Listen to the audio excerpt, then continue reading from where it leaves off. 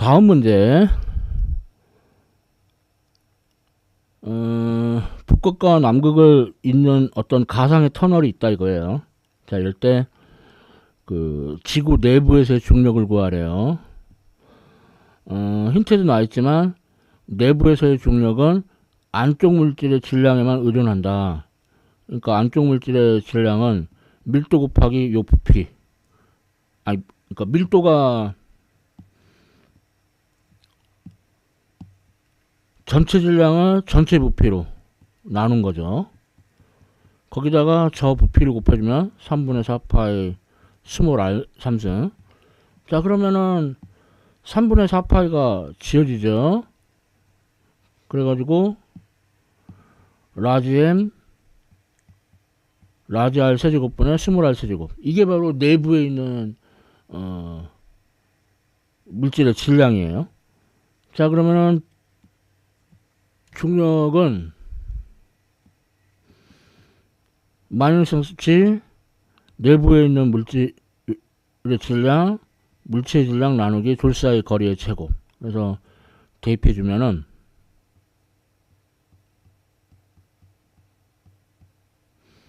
분모 분자에서 스몰 r 제곱이 지어져서 스몰 r이 한 개만 남아요. 그래서 중력의 크기가 라지 r의 세제곱분의 gm 스몰 r, 스몰 r에 비례하죠. 그러니까 비례하는 인력이니까 단조화 운동을 하게 돼요.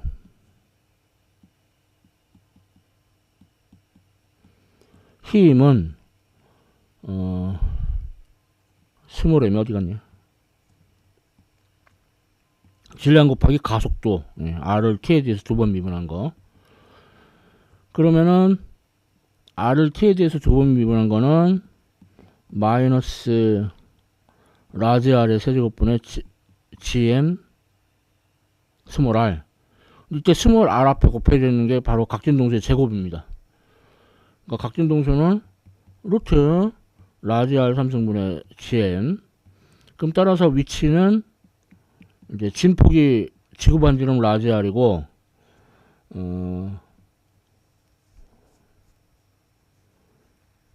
코사인 오메가 t. 근데 오메가가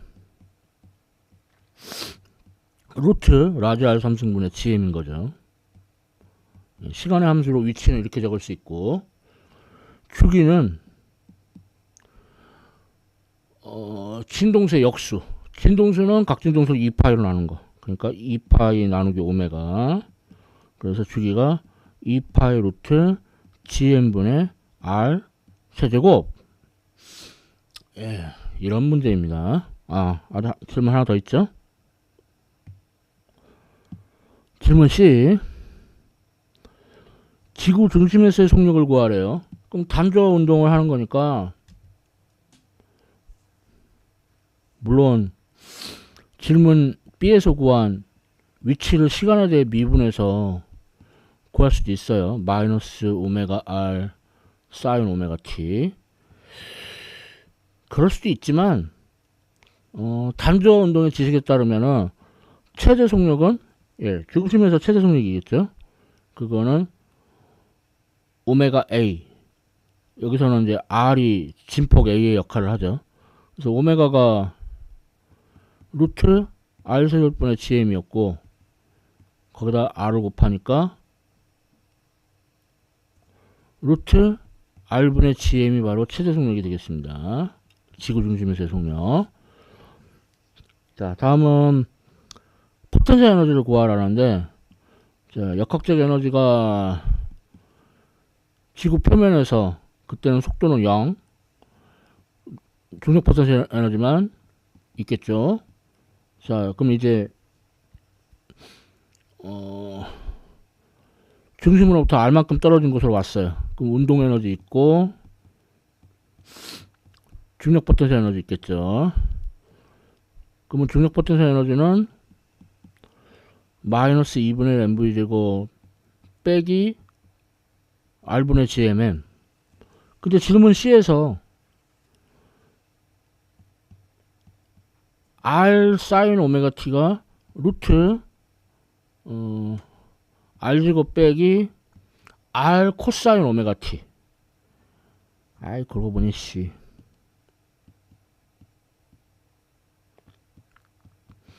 그러니까 스몰 r의 제곱 이렇게 돼요. 자, 이 사실을 대입을 해요. 그러면 마이너스 2분의 1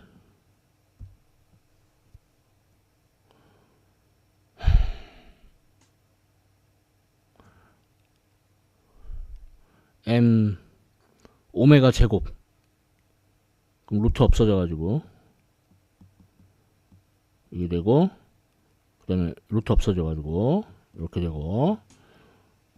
자, 그럼 요거 이제 통분을 해야 되는데, 마이너스 이 라지 R의 세제곱으로 이렇게 GMM으로 이렇게 묶어 써주면은, 그러면 3 라지 R의 제곱 빼기 스몰 R의 제곱 이렇게 유도가 됩니다. 아, 어려워요. 좀 수준이 좀 멋진 문제긴 한데 예, 만유인력 문제였습니다.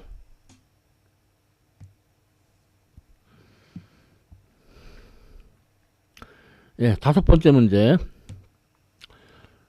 빙하가 떠 있는데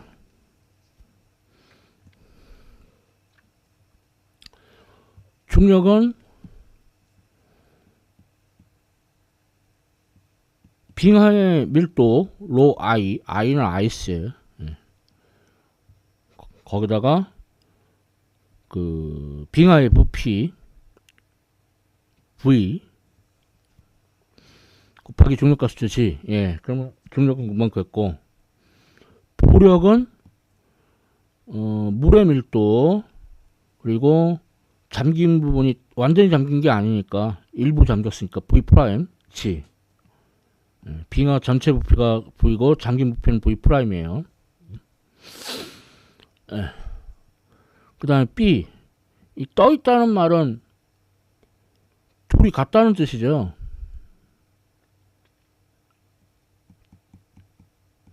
그러니까 로 I VG하고 로 W V 프라임 G가 같다는 뜻이죠. 그럼 여기서 V 프라임은 로 W분의 로 I V. 예, 잠긴 부피는 이렇게 구할 수 있어요. 자, 다음 질문 C. 이 빙하가 다 녹았어요. 그럼 해수면 높이가 어떻게 되냐 이거예요. 그러면은 빙하의 질량이라는 게 그 빙하의 밀도 곱하기 전체 부피하고 물의 밀도 곱하기 잠긴 부피거든요. 그러니까 이게 빙하가 요랬는데 다 녹으면 이렇게 돼버려요. 그러니까 해수면의 높이에는 변화가 없죠. 해수면 높이는 똑같아요. 근데 요즘 막 지구 온난화로 빙하 다 녹아가지고 해수면이 높아진다. 그럼 그건 뭐야? 예, 그거는 물이 열 팽창을 해서 그래요. 근데 그걸 무시한다고 했잖아요. 무시하면은 해수면 높이는 똑같습니다. 이제 보통 일반인들이 정말 그냥 모르고 그냥 넘어가는 그런 지식이죠. 예, 유체역학 문제였습니다. 자, 다음 6번째 문제.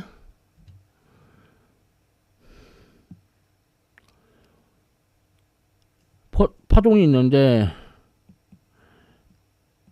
A sin kx 마이너스 오메가 t 요거하고 0.1 sin 파이 4x 빼기 87을 비교해보면 되죠. 그래서 먼저 파장 구하라는데, 파장은 파수의 역수에다가 2파이. 근데 파수가 4파이. 그러니까 파장은 2분의 1 미터네요. 0.5미터. 그 다음에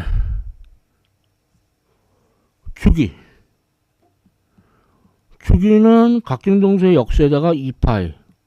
그래서 각진동수가 80파이니까 여기서 파스 K가 4파이 레디언 퍼 미터, 각진동수 오메가가 80파이 레디언 퍼 세컨드라는 거 알 수 있죠.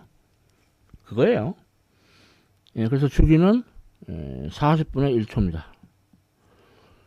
자, 그 다음에 파동의 진행 속력. 그럼 V는 뭐 K분의 오메가로 구해도 되고, 뭐 T분의 람다로 구해도 되고, 그 오메가가 80파이, K가 4파이, 20m per second네요. 마지막 장력. 예. V는 뮤분의 T니까 장력은 뮤 V제곱. 선밀도가 0.1 kg per 미터. 속력은 질문 C에서 구했죠. 20m per second. 그거의 제곱. 그러니까 장력이 40N. 장력도 T고 주기도 T고 헷갈리게 싫은 말이야. 여기서 T는 장력이에요.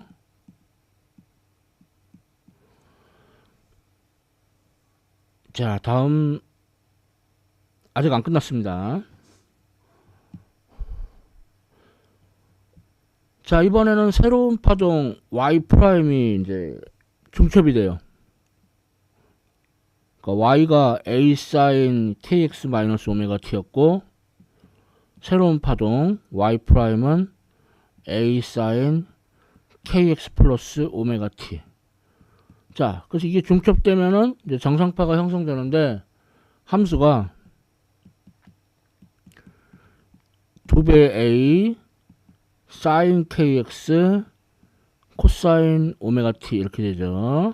그래서 지금 파수 K가 4파이 레디언 퍼 미터였고, 각진주소 오메가가 80파이 레디언 퍼 세컨드였죠. 네, 테이프는 좀, 그리고 A가 0.1m, 그거의 2배. 이 2배를 잘 안 하더라고. 0.2 미터 사인 K가 4파이 오메가가 80파이. 파동함수 구했고요. 관측되는 고리의 수는 EL은 N 람다. 그러니까 고리의 수 N은 람다분의 EL. L이 1m. 람다가 2분의 1m인 거를 질문 A에서 구했죠. 고리 4개네요. 4개. 자, 다음 기본 진동수. 그러니까 고리가 4개니까 이거는 기본 진동수의 4배예요. 4배 진동. 그러면은 각진동수를 2파이로 나누는데, 각진동수가 80파이 나누기 2파이. 그러니까 4배 진동수가 40Hz예요. 그럼 따라서 기본 진동수는 4배 진동수를 4로 나누면 되겠죠. 따라서 기본 진동수는 10Hz네요. 자, 이제 마지막 질문 H. 그러니까 진동수가 2L분의 N 루트 뮤분의 T인데, 진동수를 일정하게 한다는 건, 이게 일정하다는 말은 N 루트 T가 일정하다는 뜻이에요. 근데 여기서 장력이 4배가 되면, 그럼 루트 4는 2. 그러니까 N은 2분의 1배가 돼야 돼요. 그러니까 고리가 4개였는데 그게 2분의 1이니까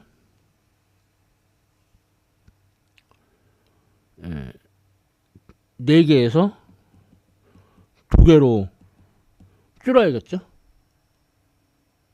고리가 이제 2개로 준다. 그래서 여섯 번째 문제는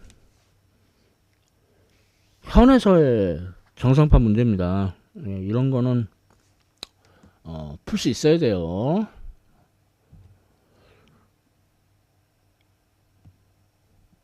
자, 다음 7번째 문제.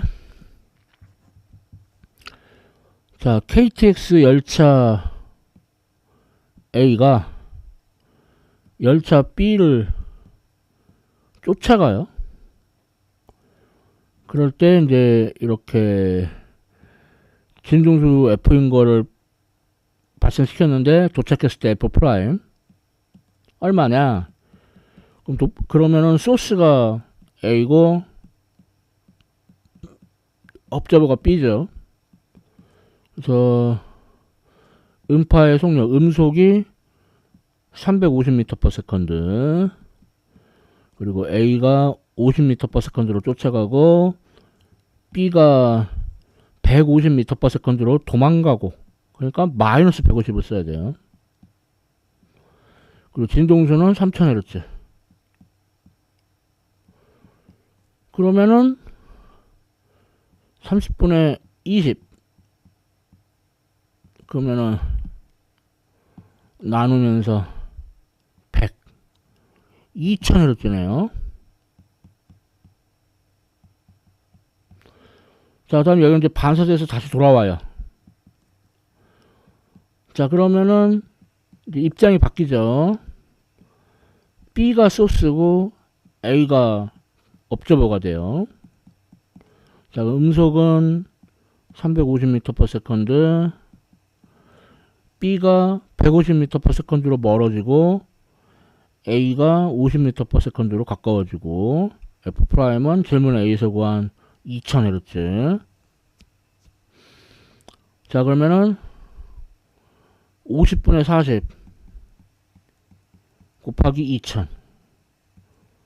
그러면 이게 2000을 50으로 나누면은 400. 그러니까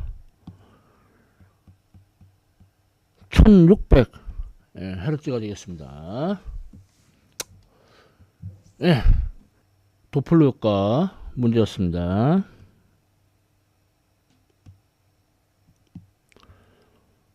자, 다음 8번째 문제. 자, 질량 중심을 0초일 때 질량 중심인데 벡터로, 근데 I에 J에 안 쓰고 순서상으로 할게요.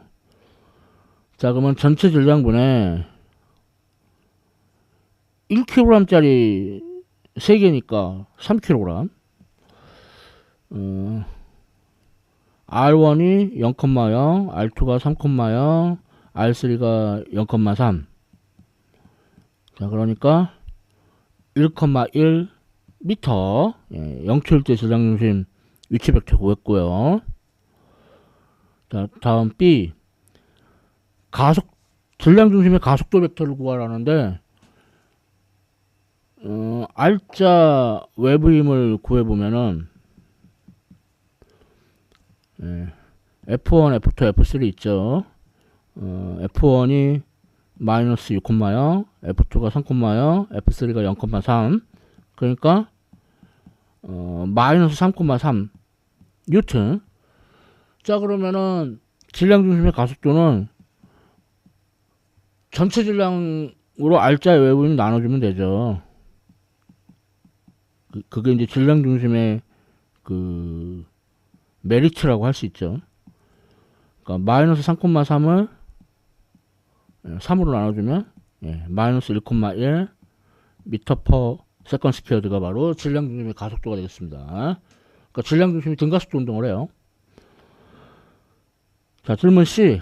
그럼 2초일 때 질량 중심의 위치 벡터는 등가속도 운동하니까 0초일 때 질량 중심의 위치 벡터 더하기 0초일 때의 질량 중심의 속도 곱하기 시간 t 플러스 2분의 1 질량 중심의 가속도 벡터 곱하기 t 제곱. 근데 0초일 때 정지해서 쓰니까 이거 0.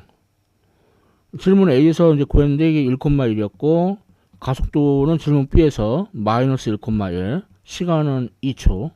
그러니까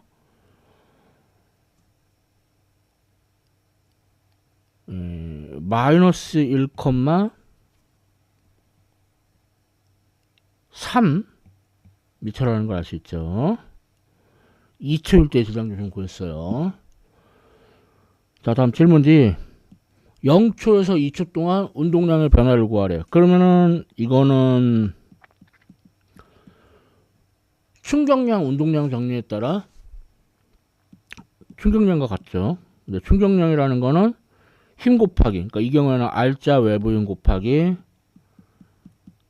시간 델타 T. 그래서 R자 외부 힘 질문 B에서 나왔었죠. 마이너스 3,3 뉴턴. 그거에다가 시간이 0초에서 2초니까 2초 걸렸죠. 자, 그러면은 운동량의 변화는 마이너스 6,6 단위는 킬로그램 미터 퍼 세컨드. 그러니까 뭐 예를 들어 x, y다. 그러니까 이게 원래는 x, i해 더하기 y, j해 이렇게 단위 벡터로 쓰는 건데 단위 벡터 표시를 안 하고 이렇게 순서쌍으로 적었어요. 뭐 이게 누구는 편할 수도 있고 누구는 불편할 수도 있고 그렇겠죠 뭐. 어쨌거나 그 8번째 문제 다 풀었습니다. 그래서 2016년 1학기 기말시험 기출문제를 다 풀어봤습니다. 시청해주셔서 감사합니다.